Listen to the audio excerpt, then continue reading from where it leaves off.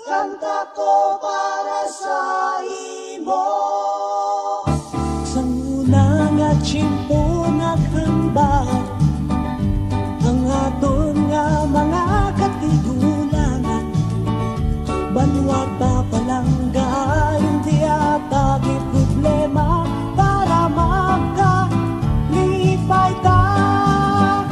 Ilo-ilo banwa ko ang tanang ginhatag mo. Ilo-ilo banwa ko kanta ko para sa imo. Undersecretary kag Presidential Advisor on Waters Larry Hamora nangil inspirasyon sang urban poor sa siyudad sang Iloilo. Isa ka General Consultative Assembly sang mga urban poor community sa siyudad ang ginpatigayon sa pagpanguna sang urban poor party list. Nga alagad si Yusek Larry Hamora bilang dinapit nga bisita nag-abi-abi sa mga tumalambong sa iya pagpamulong-pulong. Base amin yung kampanya ko wala.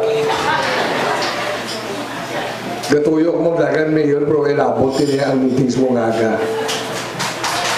Nag-una ako ang barki, marakat ko yan, kaya gusto ko, wala iya may interest ang inyong desisyon sa mga adlaw. Kamu iya desider pa sa labas nyo, kami iya mabulig lang. Numero 1, ara ako sa tubig, nakita ko problema ng tubig. Nakato na ako sa sok, nakato ako sa labais, pinonsol ko ang katuto. Nakita ko ang mga tao ng estanto. Anong pinsa nila, mga ido o mga baboy mo? Do hindi eksakto tao kung dapat mo dignidad. Nagalibot ako sa siyudad, nakita ko ang numero 1 gingasakit sa ulo ninyo tanan ang inyong ilistaran. Natingala ko kay kadamo na sa nabatian ko, kadamo ni Presidente Drizellilo na gahatag siya sa duta para sa inyo.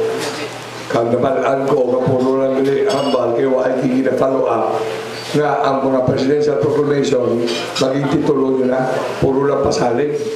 Nagkanto ko sa San Juan, amigo ko sa Kapitan Sipil, Sus Maria, di ko intindi nga tao istanda. Hindi inapanali ang sitwasyon, but kanang ina pwede ina ma-address kung may asosasyon na kamo. That's why kapangabayan ko sa inyo na kami ang mga politiko kamo nga tumangay kung tayo para mamati kami sa inyo. That's why I hope by this afternoon, makatapos kamo sa inyong mga puro-puro, masolidify nyo ang grupo kay numero 1 gid ang strength naton, ang ikupaw. Iko sa mga inchik na, wala, show lang. Hindi ka mo nakakuha, hindi ka mo isa ka mo anay. Di ba? Kaya kung hindi mo mag-isa, kaya ano magkatsyan nila na kayo matakot mo? Isang mo na, natapugol na yung makani, pakyaw na, pukul-tukol na natapugol kay hapoy mong ba? Di ka magkwento, di ba? Di magtapugol ka mo sa gobyerno, ilong magtapugol, pero mo isang na namin sindihan nila mo, buto. Ginadusok ninyo ang pagtukod through the City Council sa Local Housing Board. Base na sa istorya mo sa una, daw nagkatulugan ng dra sa konseyo, daw wala din sa PAC na mga opisyal. Ano yan ang rason niya? Wala sila interes sa sining housing board.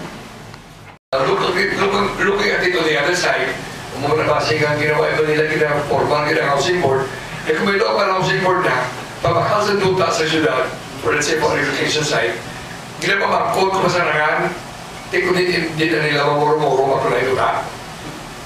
Kasi araw na mo, kailangan ka naman sila ng urban poor, hindi kami kasalanan sa mucho sito sa Mitrolado.